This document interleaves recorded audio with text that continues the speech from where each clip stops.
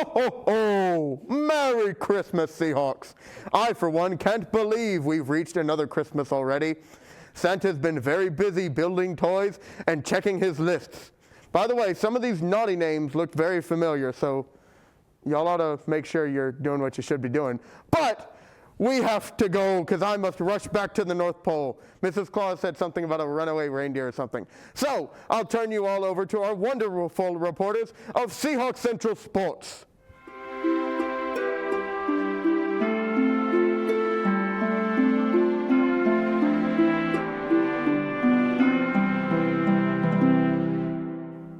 Thanks, Santa. Now, I'm here to report that a snowman has come to life at an elementary school after a magician's magical hat flies away. Here to tell you all about it is Karen, the girl who put the magic hat on the snowman's head. Karen said she put the hat on the head of the snowman and he became happy and sang "Happy Birthday." Then he told us that his name was Frosty. Wow, Karen, that is quite the story. Karen also said that the magician is eager to get his hat back and leads Karen and Frosty into a greenhouse where the temperature starts to rise. It rose so much that Frosty melted away. But here comes the best part. Santa arrives right at the perfect time and tells Karen that Frosty is made up of magic snow and will return every winter. And that makes Karen super happy. Now let's head over to hear about Deck the Halls. In a world where holiday spirit often gets wrapped up in a bow and tucked away until December, comes the rivalry that takes place in the winter town of Cloverdale. We follow the festive showdown of Steve Finch and Buddy Hall, neighbors of this town, and their excitement of the holiday taken to the next level.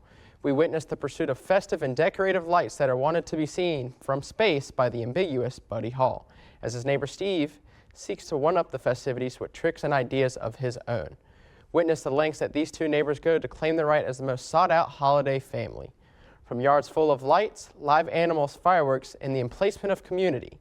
While it may seem like a rivalry of who portrays the most holiday spirit, it reminds us about what the holiday is all about. As the lights twinkle and the snow falls, it's more than just Deck the Halls. Regardless of how many lights you have or what traditions you do, the holiday film explains that it's important to spend time with joy in those around you. And a few moments of slapstick comedy and laughter. Over to you, Alexa.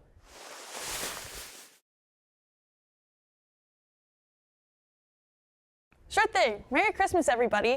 The story I come with today is about a little reindeer in the North Pole who was born with a glowing red nose. Surprise, it's about me, Rudolph. Growing up, everybody made fun of me about my silly red nose because of how different it was, even all of my friends.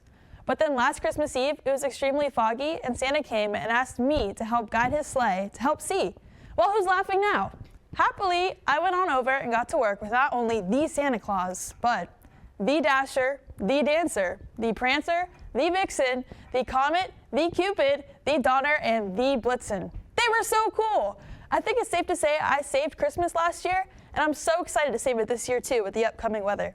Before I pass it off to Taylor, I did want to pass on that Santa does enjoy his milk and cookies, but us reindeer would really like some carrots for flying all night too, if you're interested.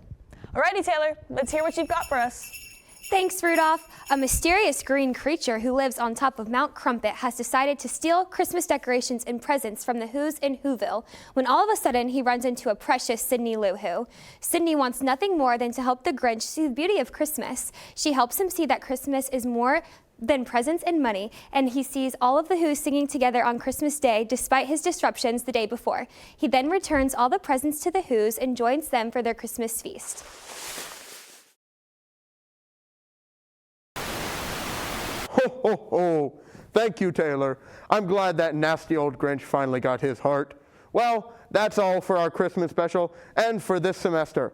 From all of us here at Seahawk Central Sports and the North Pole, thank you for watching, and we hope to see you again next year. Now, if you excuse me, I've got to run.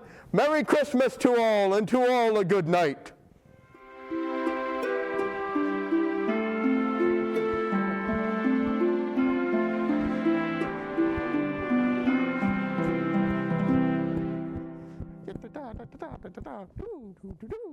Wee, wee, wee.